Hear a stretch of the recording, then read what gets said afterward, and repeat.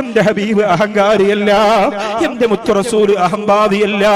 കുറ്റപ്പെടുത്തിയവന്റെ മുഖത്ത് നോക്കി ചിരിച്ച ഹബീബ് നബി മുഹമ്മദ് മുസ്തഫ 100 സഹാബത്തിനെ കൊന്നിട്ട് വന്ന മസ്ജിദുൻ നബവിയുടെ തൂണിൽ കെട്ടിയിട്ടിരിക്കുന്ന ആ പ്രിയപ്പെട്ടവന്റെ അരികിലേക്ക് ചെന്നിട്ട് സ്വന്തം കൈകൊണ്ട് കറന്ന ഒട്ടകത്തിന്റെ പാല് പുഞ്ചിരിച്ചുകൊണ്ട് കൊടുത്ത ഹബീബേ നബി മുഹമ്മദ് മുസ്തഫ.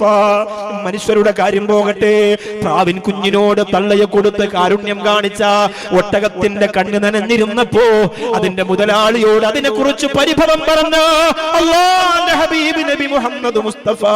സല്ലല്ലാഹു അലൈഹി വസല്ലമ തങ്ങൾ താൻ കിടന്നുറങ്ങുമ്പോ തന്റെ കുപ്പായത്തിൽ വന്നിരുന്ന പൂച്ച അത് ഉറങ്ങിപ്പോയപ്പോ താൻ ഉണർന്നാൽ പൂച്ചക്ക് ശല്യമാകുമെന്ന് കരുതിയിട്ട് ആ പൂച്ചയെ തഴുകി തലോടി അതിനെ ഉണർത്താതെ ഉറക്കിയ അല്ലാഹുവിന്റെ ഹബീബ് നബി മുഹമ്മദ് മുസ്തഫ റഹ്മത്തുൽ ലിൽ ആലമീൻ നബി മുഹമ്മദ് മുസ്തഫ സല്ലല്ലാഹു അലൈഹി വസല്ലമ തങ്ങൾ അഹങ്കരിക്കൂല,